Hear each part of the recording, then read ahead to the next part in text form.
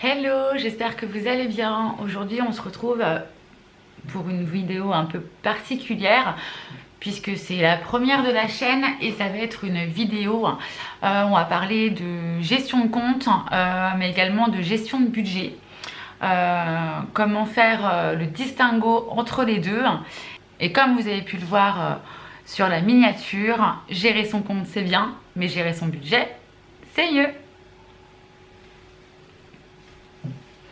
Alors, gérer son compte, qu'est-ce que ça veut dire vraiment? Voilà pour moi ce que ça veut dire. Gérer son compte, c'est vérifier que nous avons assez d'argent pour faire notre shopping, nos sorties, les loisirs, etc. Sauf que si vous faites tout cela au début du mois, il est fort possible que la dernière semaine du mois en cours, et même peut-être avant d'ailleurs, vous vous retrouvez avec un budget soit zéro, soit très très faible, style 30 € à la fin du mois, quand il reste une semaine à tenir. C'est vraiment le gros serrage de ceinture. Et on attend patiemment le prochain salaire. Gérer son budget, c'est faire en sorte de ne pas se retrouver à court d'argent avant la fin du mois. C'est vraiment un terme de gestion et d'avoir un budget approprié. Alors vous allez me dire, oui, mais comment est-ce qu'on va faire? Comment est-ce qu'on fait? Déjà, la première chose à faire, c'est faire une analyse de son compte bancaire. Il faut faire une analyse sur le mois. Là, par exemple, nous sommes au mois de janvier. Faire une analyse sur le mois de décembre alors qu'on était en pleine fête de Noël, des achats qu'on a fait, qu'on ne fait pas habituellement. Je ne pense pas que ça soit le bon mois à prendre en compte. Par contre, je pense que septembre, novembre, allez-y, vous pouvez reprendre vraiment votre compte en banque, votre listing, et puis vérifier un petit peu les dépenses, ce que vous percevez, mais également ce que vous dépensez. Moi, ce que je vous propose, c'est surtout de faire par catégorie, pour vraiment se rendre compte de nos dépenses et qu'est-ce qu'on dépense réellement en fait, mais pas qu'un total. Dans quoi est-ce qu'on a dépensé notre argent? Donc on va avoir plusieurs catégories. On va avoir nos dépenses, ce qu'on appelle nos dépenses fixes. Donc les dépenses fixes, vous allez avoir plusieurs choses qui vont rentrer en compte, comme votre loyer, votre électricité, la cantine des enfants si vous avez des enfants, la taxe d'habitation, les assurances, le téléphone, facture de téléphone, mobile ou téléphone fixe. Là vraiment, ça fait partie des dépenses fixes que vous avez vraiment tous les mois. Après, celles qui se ressemblent beaucoup, mais moi j'ai préféré la scinder dans une deuxième catégorie, c'est les dépenses que moi j'appelle récurrentes. Les dépenses récurrentes, c'est presque comme les dépenses fixes, sauf que pour moi ça va être par exemple les emprunts à la banque, les dettes, on doit de l'argent à un ami, on a convenu de lui donner 40 ou 50 € par mois, j'ai fait un crédit, j'ai fait un 4 fois sans frais, donc c'est récurrent, mais au bout d'un moment, une fois que vous avez réglé tout ça, vous ne les avez plus. Donc ce ne sont pas des dépenses fixes, mais vraiment des dépenses qui sont récurrentes pour le moment. Après, nous allons avoir la troisième dépense, qui est les dépenses courantes. Donc les dépenses courantes, ça va vraiment être vos dépenses au quotidien. Donc ça va être l'alimentation, ce que vous dépensez pour l'entretien et l'hygiène, ce que vous allez dépenser pour vos animaux, pour les fumeurs, le tabac qui est quand même une grosse source de dépenses également. Il y a beaucoup de choses, le shopping, que ce soit les vêtements, la beauté, le coiffeur, etc. Il peut y avoir aussi la décoration, les loisirs, le restaurant, même si bon pour l'instant loisirs et resto ça devient un peu compliqué en ce moment, mais ça reste des catégories qui sont effectivement des catégories courantes. En tout cas moi je les mets dans mes dépenses courantes. À quoi ça va vous servir en fin de compte de faire cette analyse?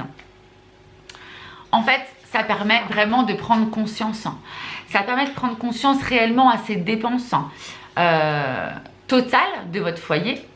De se dire, bon bah voilà, j'ai tant qui rentre tous les mois et voilà ce qui sort tous les mois. Et surtout d'établir un budget au plus juste par rapport à ce que vous avez l'habitude de dépenser. Afin que ça soit plus clair pour vous, je vais établir un budget à titre d'exemple avec vous. Alors, à tout de suite. Pour établir son budget, on n'a vraiment pas besoin de grand chose, mis à part d'une feuille et d'un stylo.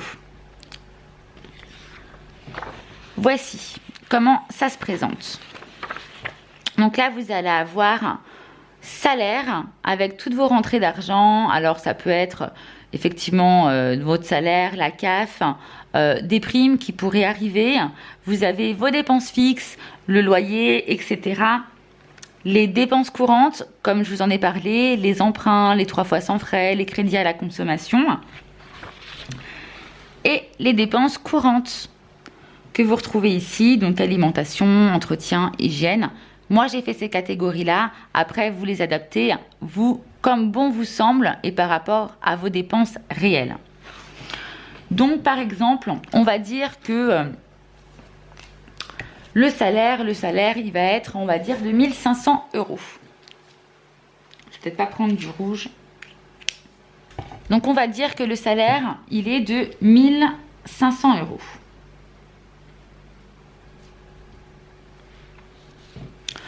On va dire également que la CAF, on perçoit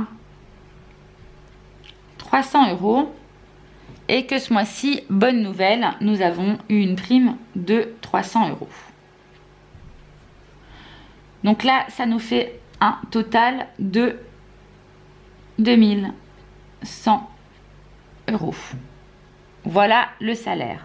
En dépenses fixes, on va dire que nous avons un loyer de 400 €.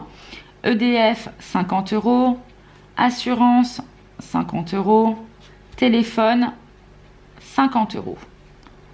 Donc là, ça nous fait des dépenses fixes à 550 € et nous avons fait un emprunt que nous remboursons donc tous les mois de 150 € et nous avons également fait un 4 fois sans frais de 100 €. Ce qui nous fait donc un total de 250 €. Au niveau du reste à vivre, là tout simplement on va prendre les 550 € plus les 250, ce qui nous fait un total de 800 €. Et les 800 €, on les retire au 2100.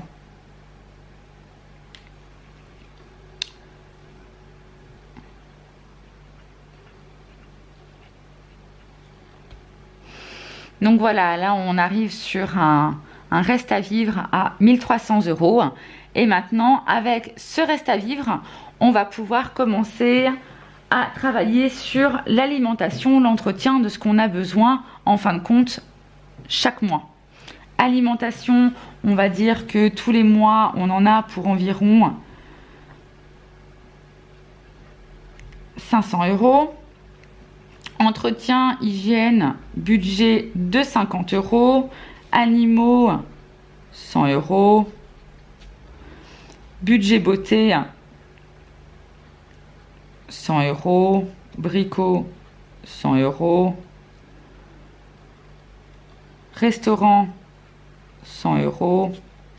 Tabac, 200 €. Loisirs, 100 €. Donc là, ça nous fait 500, 600, 700, 800, 900, 1000, 1100, 1200, 1250. Ça veut dire que pour autres, à la limite, on peut rajouter 50 €. Sauf que là, votre reste à vivre, il est bien de 300 €. Donc si vous dépensez tout ça, effectivement, il vous restera 0 € à la fin du mois. À savoir par exemple que cette prime qui est de 300 €, vous l'avez ce mois-ci, vous n'allez peut-être pas l'avoir le mois prochain. Donc moi, ce que je vous conseille, c'est de ne pas la prendre en compte, cette prime. Cette prime, il ne faut pas la prendre en compte et il faut la garder pour un coup dur ou autre, voire même la mettre dans autre au cas où et de réduire, de voir ce qui est possible de réduire. Sur son budget alimentation, par exemple, où on se rend compte que effectivement, mode beauté, je n'ai pas de rendez-vous chez le coiffeur, donc pourquoi prendre 100 euros? Je pense que ne serait-ce que déjà 40 euros, ça serait peut-être suffisant. On peut toujours accorder, mais voilà réellement comment ça se passe quand vous voulez définir des budgets et surtout pour pas être dans le négatif. Parce que même si vous utilisez toute votre rentrée d'argent, le fait d'avoir fait votre budget permet réellement de ne pas le dépasser. Petit conseil, laissez vos dépenses fixes et également les dépenses récurrentes. Souvent, ce sont des prélèvements pour la plupart du temps. Laissez tout ça sur votre compte. Donc, ces 550 € là, par exemple, plus les 250, et à la limite, vous laissez également votre prime. Puisqu'on n'est toujours pas à l'abri d'une dépense qu'on aurait complètement oubliée et qui viendrait fausser nos calculs. Ce qui vous permet justement d'avoir toujours ce petit fonds de sécurité, quoi qu'il arrive. Ce que je peux vous donner aussi comme à titre d'exemple, c'est que vous laissez tout ça sur votre compte en banque. Par contre, les dépenses courantes, retirez peut-être votre argent. Ça vous permet que lors de vos dépenses, au lieu de payer en carte bleue, du coup, la carte bleue, ça ne vous permet pas vraiment de vous rendre compte des dépenses que vous faites dans le mois entier. Alors que lorsque vous avez de l'argent, physiquement, on se rend compte que là, les 50 €, ils sont partis. Ça, c'est parti aussi. 100, 150, on se rend vraiment compte de ce qui part de notre portefeuille. Quand votre portefeuille est plein et que vous vous rendez compte qu'en une semaine, vous avez presque mangé la moitié, là, vous vous dites qu'effectivement, il va vraiment falloir faire attention et ça permet vraiment de sensibiliser encore plus sur nos dépenses. Donc, comme vous avez vu, c'est vraiment pas sorcier à faire. Moi, là, j'ai juste pris une feuille et un stylo. Après, il existe également des petits... alors moi, par exemple, j'ai ça.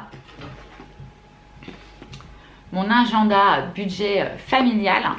Donc là, c'est un Larousse. Ça permet de catégoriser et de le garder. Ça permet vraiment de voir ses dépenses aussi le mois dernier, etc.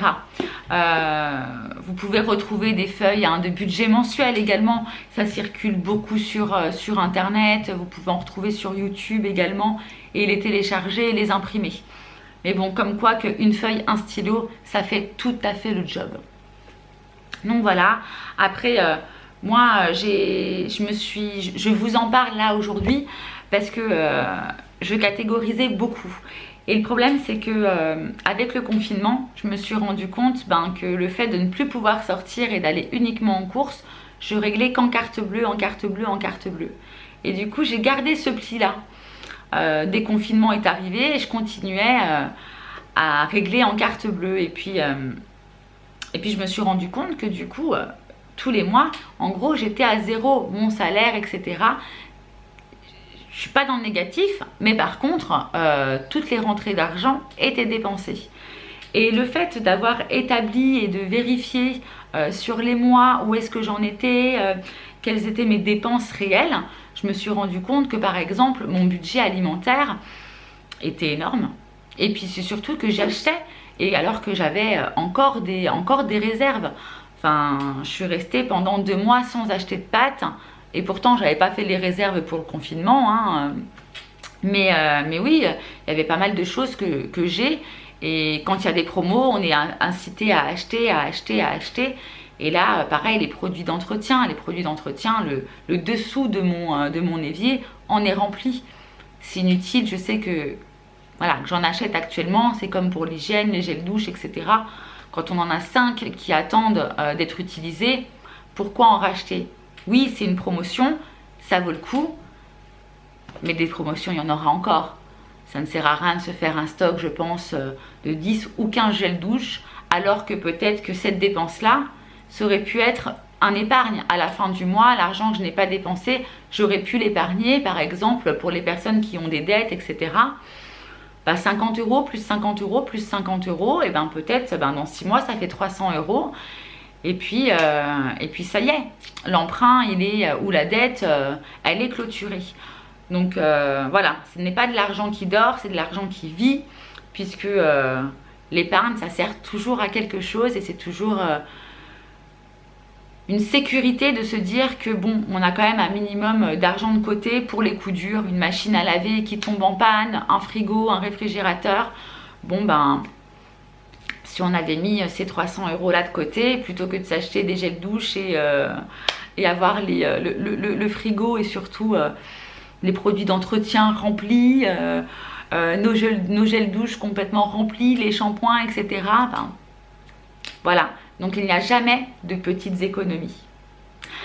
Voilà, bah écoutez, j'espère que cette vidéo vous aura plu. En tout cas, moi je vous montrerai un petit peu plus en détail comment je gère en gros les dépenses, comment je budgétise. Moi j'utilise un Filofax, je vous montre un tout petit peu. Ah, j'utilise un Filofax, donc avec des enveloppes à l'intérieur. Et où je budgétise justement certaines catégories, l'alimentation, les restaurants, l'entretien, l'hygiène, etc. Hop. Et tout ça, ça me permet de savoir où est-ce que j'en suis et de ne pas faire trop d'achats en début de mois. Je prends ce que j'ai besoin avec toujours un petit plus parce que bon, il faut savoir aussi se faire plaisir. Parce qu'il y a des bonnes occasions où il faut savoir la saisir, mais ça permet vraiment de d'avoir son budget aussi à la semaine, parce que moi je travaille, je budgétise au mois, mais je budgétise également à la semaine pour des grosses dépenses comme l'alimentation, et ça permet vraiment, je sais que mon budget alimentation, je ne serai pas à court à la fin du mois, puisque c'est budgétisé à la semaine. Bref, je vous laisse. J'espère en tout cas que cette vidéo vous aura plu, qu'elle vous aura vraiment intéressé. Et puis, je vous parlerai de ces petites aides budgétaires que je prends au quotidien très bientôt, où je vous montrerai comment je gère mon mois et mes semaines. Voilà. Écoutez, je vous fais plein de gros bisous et je vous dis à très vite pour une prochaine vidéo. Ciao, ciao!